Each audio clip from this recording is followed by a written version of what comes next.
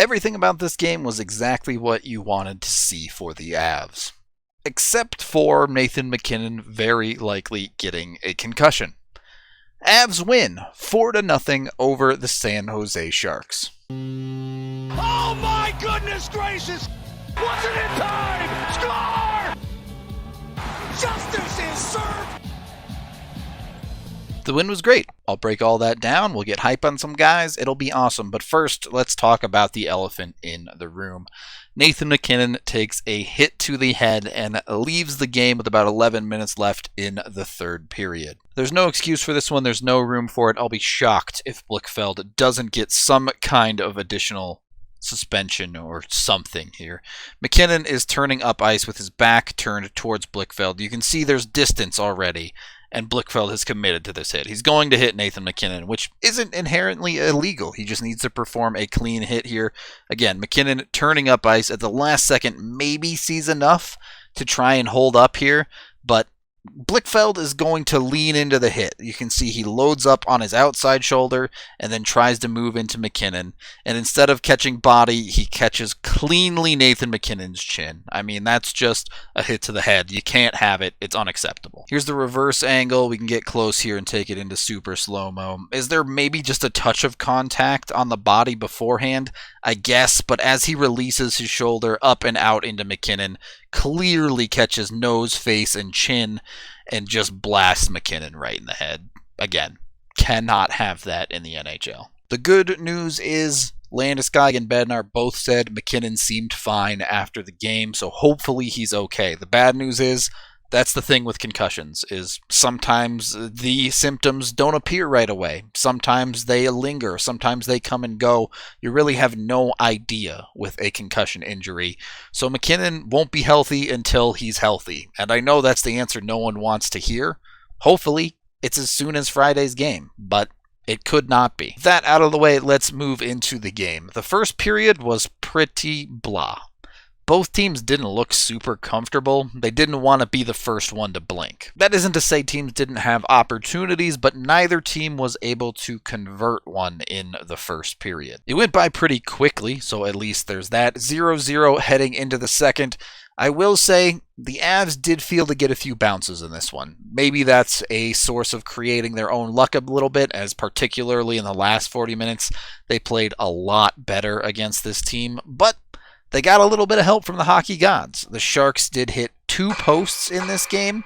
The Avs did hit one of their own as well, so fair is fair. But in critical moments in the hockey game, the Sharks didn't get a big goal because of the posts. Instead, after the top line ghosted in the first Sharks game, they showed up with authority in this one. Not only dominating possession, but as the Avs got up to steam, started controlling the game more and more in the second period, they get them on the board first, and it was to the moon from there, at least for Rantanen and Landeskog. Messy at first. Girard is going to try a cross-ice pass that, honestly, it's to nobody. It's just to an area on the near side of the ice, but a good reaction and nice pinch from Taves keeps the play alive, and he's able to collect the puck and get it in deep, where the Avs read the play well. Landeskog is the man to pick up the puck and just kind of shuffle it along to MacKinnon, get the Sharks overloaded on the near side to create a little bit of space. MacKinnon, with time, is going to find someone. Taves streaking to the middle. 1, going to act as a screen, and 2, dragging the eyes of the Sharks. That leaves a nice little gap here. Burns trying to get his stick into that lane, but there's plenty of room for just off screen MacKinnon to find Mikko Rantanen, and there's no ifs, ands, or buts about this one. The Avs don't fumble it, they don't play with it. It's a one-timer, clean through, and that is how you score goals. That one certainly seemed to take a load off of Mikko Rantanen because he turned it into Super Saiyan mode for the rest of the game from there. The work in the second period, I do think, was interesting. The Avs controlled play, but a decent amount of that came through their very solid defense, continually working guys off pucks, limiting the Sharks to very little dangerous opportunities on the back end, and getting pucks going the right direction. On the few mistakes the defense had, Grubauer played fantastically, so it did come together in a lot of ways for the Avs tonight. But Rudo, what about the depth scoring? Yeah, well, when your top line scores 4 goals, the depth scoring not as important. The Avs take the 1-0 lead into the second period, and the exact killer instinct that the Avs lacked in the Monday game against the Sharks, they took it to another level of effectiveness in this third period. There's going to be none of that slacking. They just dominated the third period through and through and got rewarded for it. And the question we have to ask ourselves 20 games into this season, is Sam Girard secretly a sniper? Nothing to this one. Landy's going to win a faceoff over to Mikko, and Mikko is going to go right back to the point to Sam Girard. Pretty simple play. Again, another play where there's no messing around with it. Girard one-times this. Seems to be something to this. No double clutching. Avs suddenly start scoring goals. This one beats Jones' clean glove side. Beautiful shot. The way the Avs were playing, the 2-0 goal pretty much felt like the game was over with less than 15 to play. Their energy was up. They kept it going. There was not a whole lot of concern here, at least until the MacKinnon hit happened. MacKinnon goes down. All of a sudden, there's a bit of a question mark in the Avs, not just for the rest of this game, but until MacKinnon is healthy again. Thankfully, the refs got the call right, gave Blichfeld a game misconduct, put the Avs on a 5-minute power play. I still think Blichfeld deserves a significant suspension beyond that.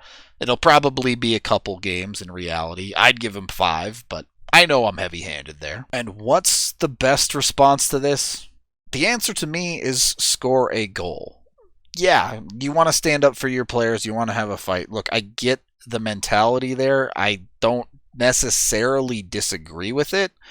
But you want teams to stop doing that. It's not about the fight. It's about making them lose hockey games because of it. And you do that by scoring goals. That should be the Avs' MO in a situation like this, and it's exactly what they do. 11 seconds after the penalty, at least in game time, they get that third goal of the game. The Avs win the faceoff to get set up on the power play, and look at how quickly they move the puck. It's a little bit perimeter-based and not super clean, but they're firing the puck around the ice. They're making the Sharks chase this play, both with their passing and with their legs. All of a sudden, the Sharks have a guy behind the net. They have 3 stacked up on the near side while the puck is on the far.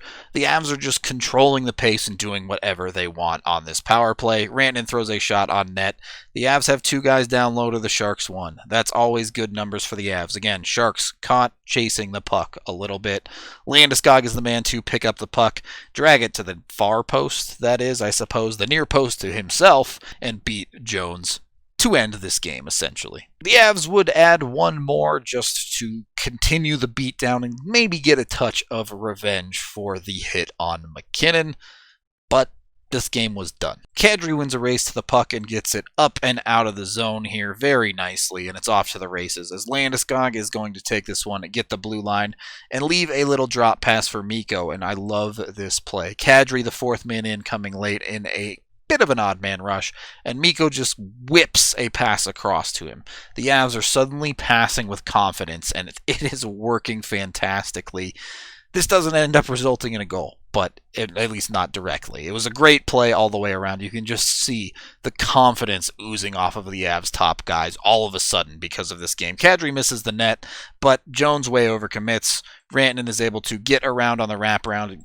It's a terrible attempt at a wraparound. He doesn't actually tuck the puck in. He just throws it right at Martin Jones, and somehow Jones knocks it into his own net with a bad slide back. A 4-point night for both Rantanen and Landeskog. In Rantanen's case, he moves up to 22 points on the season, which ties him with MacKinnon for the team lead and solidly over a point per game. $9 million contract ain't looking too bad right now. Grubauer completes the shutout. Good on him. Wasn't tested too badly, but did have to make a couple of big saves, a breakaway here and there, and some good leather flashing too. Not much else to say. Honestly, this was a pretty routine win. I think what everyone expects and wants to see out of the Avs against the Sharks. And in the grand scheme, that's what they've gotten. This is the second shutout of the season against the Sharks for the Avs. Their other win was a 7-3 blowout, so that's 3 wins to 1 loss. Yes, the loss was ugly, but on the whole, The Avs are dominating the Sharks like they should. Are there things to improve on? Of course. The depth scoring still needs to be there. The Avs' depth defense needs to get healthy. Let's be honest, Makar and Byram make that a whole different animal. But that's a pretty easy win on the whole. That is the end of this game video review. Thank you for watching. Y'all know the drill. Head on over to thednvr.com. Consider subscribing there if you want to support us. Also, be sure to check out all of our other YouTube content like live post-game podcasts here as well. I am Rudo, and please, no more 8:30 Mountain Time starts. Please. Avalanche time, come on, grab your friends. We're going to the playoffs again with Nate the dog and Gabe the babe. The fun isn't over yet, it is Avalanche time.